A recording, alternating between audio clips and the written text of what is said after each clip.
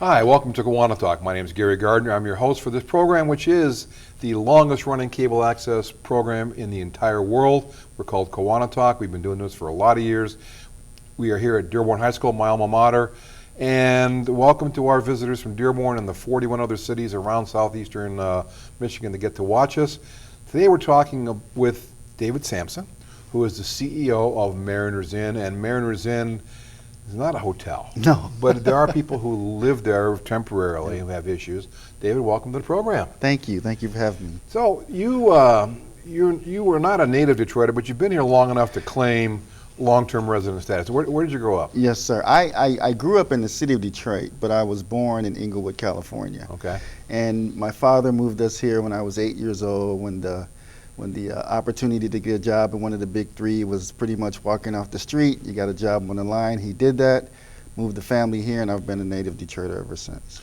And you grew up and went to school in the area part-time or Grew up, summertime? Yeah. went to school, Detroit Public Schools. Graduated from the first middle school built in the city of Detroit called Remus Robinson. And then I went to Cass Technical High School for 2 years, and then I graduated from Denby High School. Okay, so Yeah. you've claimed long-term status in the area. I have claimed Detroit as my own, yes. How about it? How about work after school? What kind of work have you done before you got with Mariners Inn? Yeah, I've had several jobs. I've always been a helper by nature. So when I finally went to school, I went to school for social work. And when I graduated out of social work, I had several jobs with child development, with family services, with educational services, with hospital social work, with clinical social work, with child sex and adolescent offender therapy, individual therapy, outpatient treatment, residential treatment, mental health services, until I found my home at Mariners Inn. So, what is Mariners Inn? And it's not a hotel. It's not. It's not. We've been confused for that for some time, and it's okay. It's okay. Where did it start? It started in the basement of Mariners Church, which is located in the city of Detroit on Jefferson Avenue near the river. We started in the basement of that church around 1925 or so. Okay. And we have since evolved, and we moved several times to our current location at 445 Leadyard, where we've been for 64 years. So what was the purpose when it started? What was the goal and who started it? Yeah, so I wish I was there and I could have told you right firsthand information, but I wasn't. Okay. But I've been told that the mission started from the Sisters of the Episcopal Diocese, who wanted to provide seaport sailors with shelter. But one of the criteria that they had for the men coming off the ships to rest was that they gave up booze for the night. You give up booze for the night, you got a bed to sleep in, you got a meal to eat, and then you can go back to sea. And again, the Mariners Inn is right at Jefferson, right across from the Renaissance Center. Yes. And for many, many, many years, Detroit, well, it still is, pretty big seaport. Oh yeah, And absolutely. there are tons of boats coming in there up and down the river, and that's makes sense that.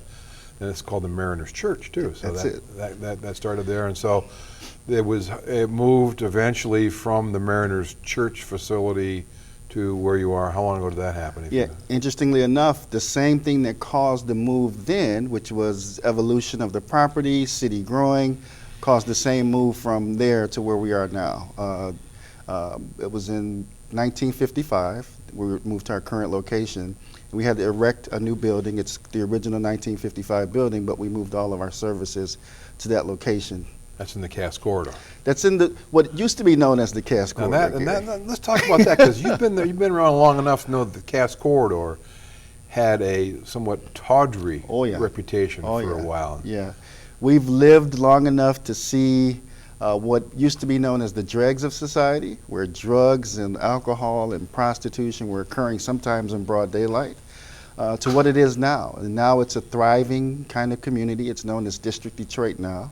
We're actually one of the only still living, breathing nonprofits in that area that's right across the street from Little Caesars Arena. But yeah, we've seen it all happen. And again, Little Caesars Arena and the whole resurrection, renaissance of Detroit is done by people, like Mike Ilitch and the Bedrock people and those people, and so you've been there for 17 years, right? Yep. As an employee, I've been there for 17 years. So you've seen some changes in that area. I have, both exciting, some sad, but for the most part, very exciting because of the Renaissance and because of the people that we serve and some of the issues and problems that they've been through, we thought it would be extremely worthwhile for them to be in a position to experience some of the benefits of what the new District Detroit is claiming to be able to bring. So what kind of people come through the Mariners Inn today? What age range, gender,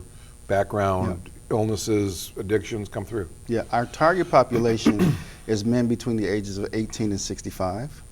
But we get an array of people that come through our services. One of the things that makes us unique still is that we're volunteers. So people come to us because they want to, they're seeking help, and for a lot of people, it's their last chance.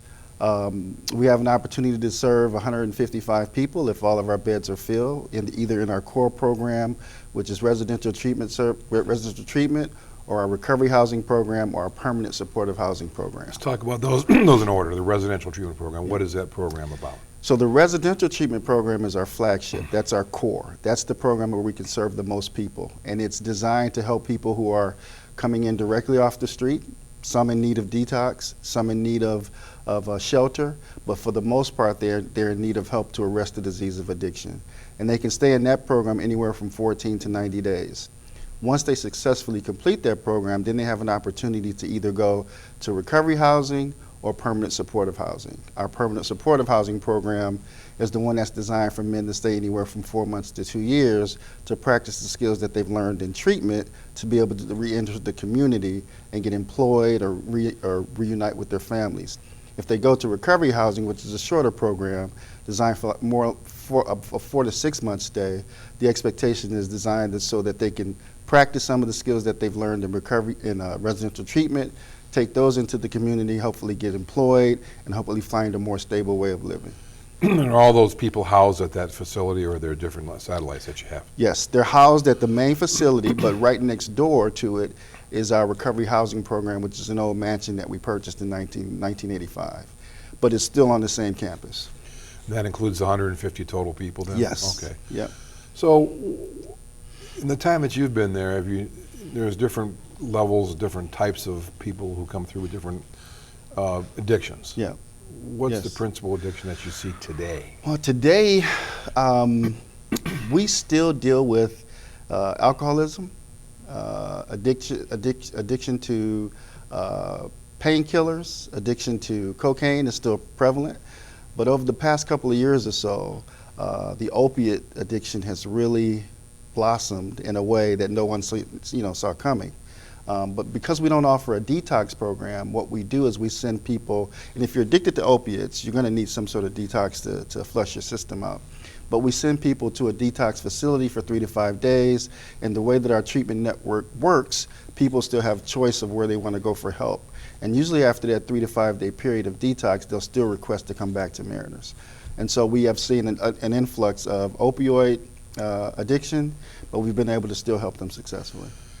And I know it's maybe hard to compare, but the debilitation that people have is bad for any of those substances. Oh, yeah. But is it different for the opioid people versus the alcohol people, or is it all the same ultimately? Yeah, ultimately it's all the same. Yeah, because it destructs the person, not only the person, but the systems and the things around them as much as it would any other addiction.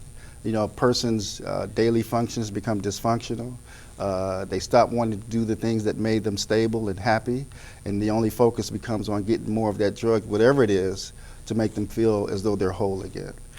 So once they come in and they've gone through or become detoxed to some level, what is the program? How does the program work? Yeah. So from there, it helps. What we try to do is educate the people that we serve on the disease of addiction, letting them know what is defined by the disease, let them know how the disease impacts them and their body and what to expect in the recovery process. And we do that through individual therapy, group therapy, case management, leisure activities, alternative therapies, which we offer, that truly help as well. And we do that over a 14 to 90 day period for the residential treatment program. And how many staff people do you have that help with those programs? Currently we have a staff of 60, considering both part-time and full-time and some contractual. We have like 11 student interns. but we have a caseload, staff to client ratio of 1 to 10. And we found that to be, in the state, that's the state's guidelines as well, but we found that to be the most effective way to be the most effective with the people that we serve. And the type of people that you have on your staff, I'm not, what kind are they? I'm not going to guess. I'm not going to guess. We have all master's level clinicians who have degrees and credentials in certified addictions therapy, licensed master's social workers, licensed master's counselors. We have a clinical director. We have direct care managers who make sure that the facility is operating effectively and that everybody's safe and secure. But for the most part, the therapeutic community is filled with people with the credentials that can make it happen. Everybody wants to help. Oh yeah. And the people who are there, because there's no mandate for them by a court or whatever, they pretty much think they all want to be there, or Absolutely. Or they realize that they need to be there. I think it's a little of both, but they really want to be there once they get into the facility and they find out the compassionate professional care that they receive from the staff and the fellowship and camaraderie that they receive from the people that are there. They find it as another way of being at home while getting the kind of treatment they need to get better. And that's one of the things we hear a lot from our clients. When they come through treatment and they've been successful and they enter into our alumni program, they come back and say, there's been nothing like being under the care of the people at Mariners Inn, because we really know that they care. They're compassionate, and they'll learn to and they'll make you love yourself. They'll love you until you love yourself. And hopefully that people go through, they become successful, and then you don't see them, but you get any recidivism in there. Yeah, and that's the unfortunate part of this thing. This illness really does not care who it impacts, and one of the most important aspects of it is that there's a potential to relapse. And so the recidivism rate is kind of high, but at the same time, the compassion to care and help a person through the illness is just as high. That means that we don't care how many times you come back, as long as you come back to get the kind of help that you need. One of the things that we use to promote that is that 35% of our staff are in recovery, in active recovery, and have been so for a number of years. And we like to role model that behavior to prove to the people that come in or either come back that recovery is real and it's possible. And you can serve a maximum of 150 at a time, but over the course of a 12-month period, how many different individuals would you be able to serve? And it's funny, we're working on an application now, and we had to fill that number in. And as of last week, we've served 1,129 people to date. For 2019? For 2019. It's a lot of people coming through. It is. And the people that come through, and we talk about the recidivism, but what about the success stories that you've had? Talk about some of those. And those are the ones that keep us coming back. As staff, as the community, as people that want to help us, they want to see that their support, that their contributions are having an impact. And when they do come back, and I mentioned before our alumni program, they enter into that program, and it's designed to help give hope and health to the people that are coming through the program now. So when they see someone that has been through the process and that is still clean and sober after 6 months, after a year, it also encourages them that they can do the same thing, and they learn and they see face to face that recovery is real. And it's got to make you feel, as a person who wants to help, that's got to make you feel really special. That's what keeps me coming back. And I've been doing it, now I've been there for 17 years. But to see that, to even get a call and still say, hey, Mr. Sampson, I just want you to know I'm still doing okay. Wow. That's the kind of thing that makes me feel blessed, number one, but really appreciate what I do. Well, speaking of coming back, we're going to have to come back in a minute because we're going to take a break, get some words in about Kiwanis. We'll be right back talking with David Sampson, CEO of Mariners Inn. Don't go away. We've got a lot more to talk about.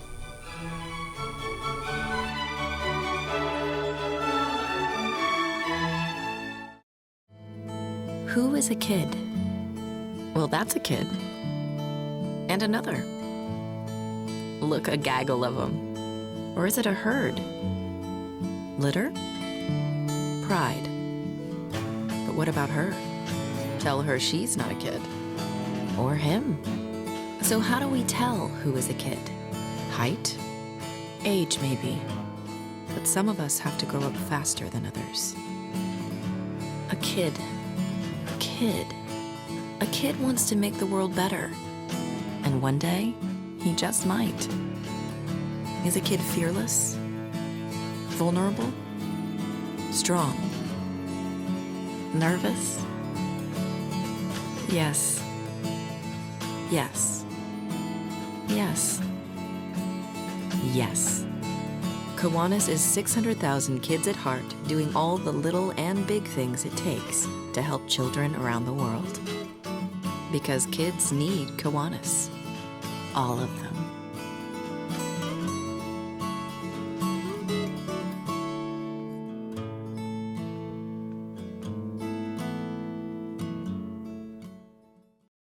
Welcome back to KiwaniTalk. I'm your host, Gary Gardner, where this episode we're talking about the Mariner's Inn with the CEO, David Sampson. David, welcome back to the show. Thank you. And it seems like you've got a lot of success stories, but it's not just therapy. There's other things that the people at your programs do. What are some of the things that people get their hands into or onto? Yeah, and that's one of the things that drives the treatment approach that we have, because normally the disease of addiction has impacted a person so much is that they neglect their normal daily functions, things that they've been used to doing. So part of our goal is to get them back in the flow of things. And we do a lot of alternative therapies that are designed to help re-engage that motivation for them to get back involved in what it is they were doing. So it could be something as relevant as art, as poetry. We have a drum class, we have a music class, we have a social enterprise program, all designed to try to find what's going to engage the person that we're working with to get re-involved in their recovery and in the community. What's a social enterprise class? I've never heard that before. So social enterprise is a term that was derived some time ago, and I think it started in New York, but it was developed and designed to help people who have had checkered pasts. And what I mean by that is, criminal records, felony records, who were trying to get employment, some corporate, some nonprofit, but weren't given a chance because of their records. So social enterprise was designed to help them become sort of entrepreneurial in spirit, but develop their own sort of way back into the work environment through janitorial services, through landscaping, through snow removal, through leaf cleaning, things that are designed to not be so restrictive when it comes to a criminal background or a criminal record. We offer that service at Mariner's Inn. We have a social enterprise coordinator who goes out and seeks contracts with different businesses, different entities, whether it's personal or private or public, to ask them to provide a contract to the men that we serve so that they can do janitorial, cleanup, landscape work, snow removal, leaf removal for their property. And it's a paid contract, by the way.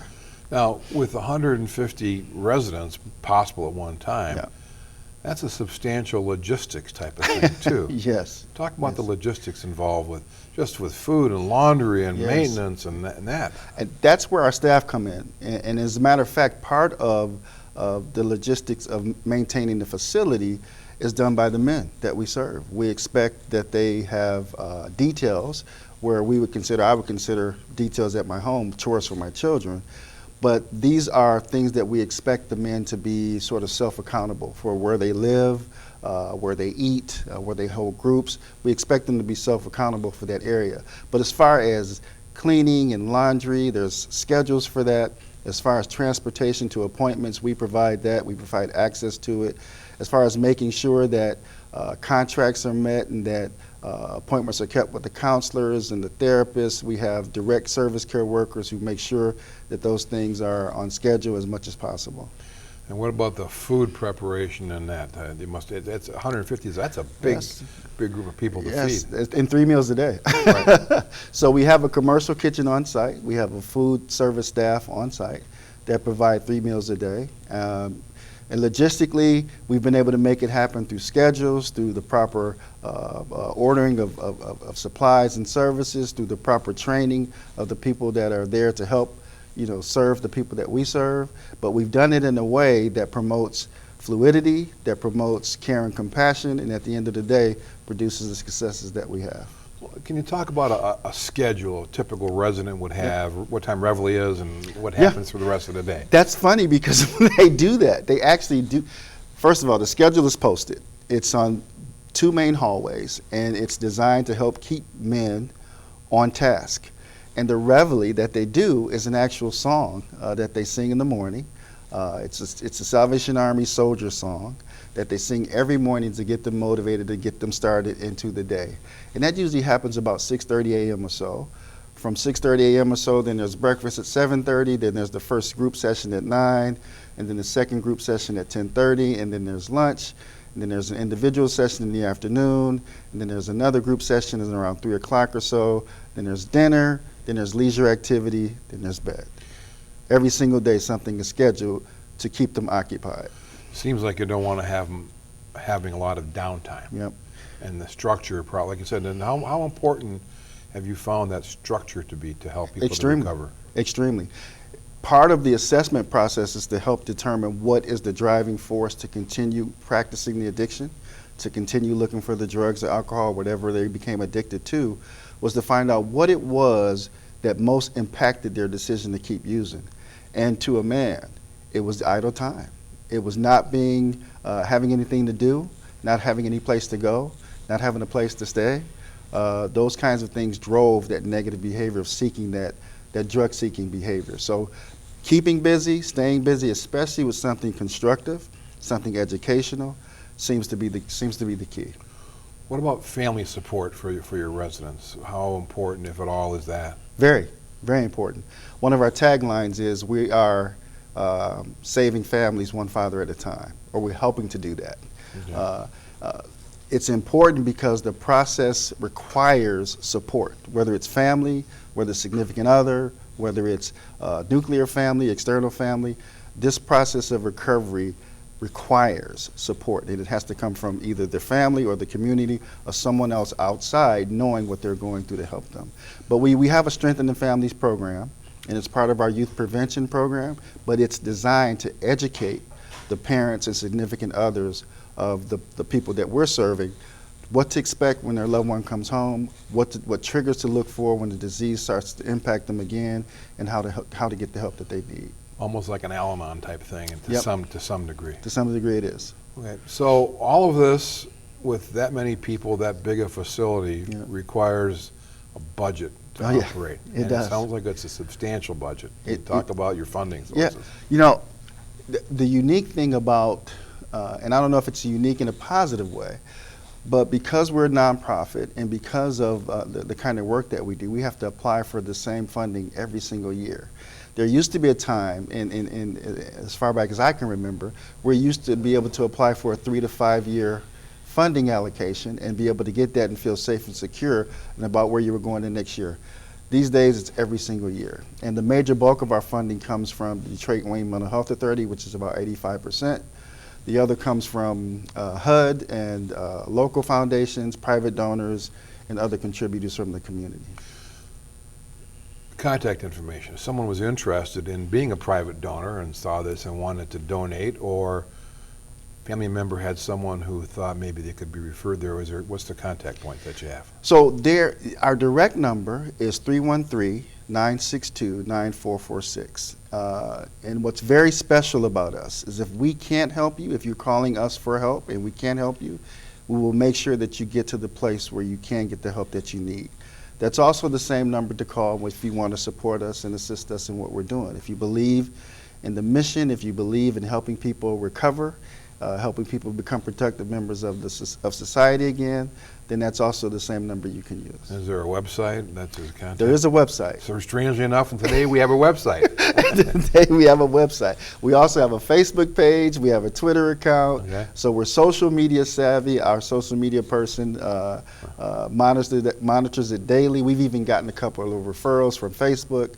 So we are. What's the website? Oh, the website. Yeah. The website is www.marinersin.org. That's MARINERSINN.org. That's your name too. That's us. Marinersin.org. It's That's a great us. way to remember that type of thing. Yes, sir. So with people who have a concern, who have a family member who may not want or resisting going in, you say you can help point the family in other directions to seek other sources, or? If we can't help them, Right. we always offer the first opportunity for help. But if we can't help them, we will make sure that they get to the place that they can receive the best help for them.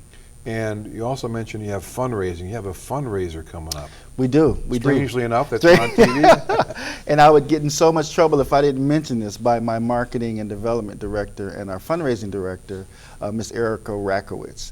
But our annual fundraiser, it's called River Rhythm. River Rhythm. River Rhythm. And you can't say that 3 times fast. That. But we started River Rhythm on the Detroit River at the Yacht Club at Belle Isle. Okay. But we've maintained that name because it's been so popular for us. But we're now at the Motor City Casino, and that fundraiser is November the 15th from 6 p.m. to 11 p.m.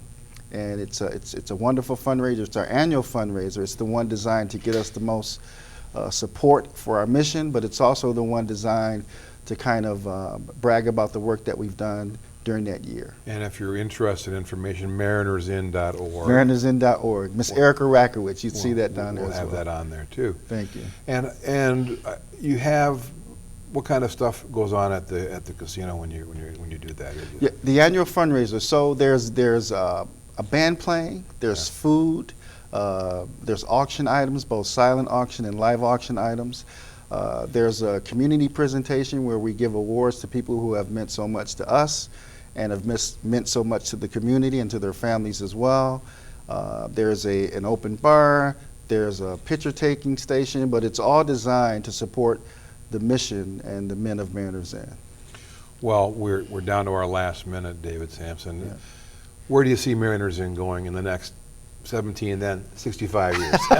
See, and that's probably the most exciting thing about what's going on.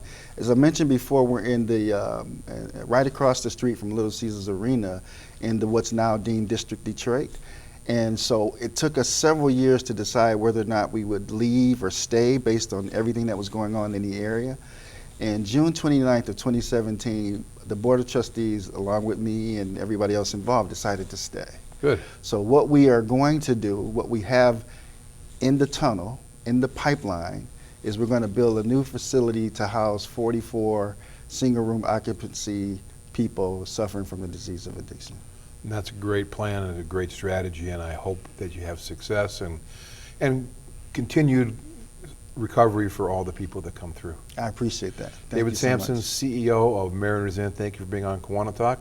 Good to have you here. Thank you for having me. Thank you for tuning in to KiwaniTalk. We'll see you again next time. And think about marinersin.org, November 15th. 2019. Bye-bye.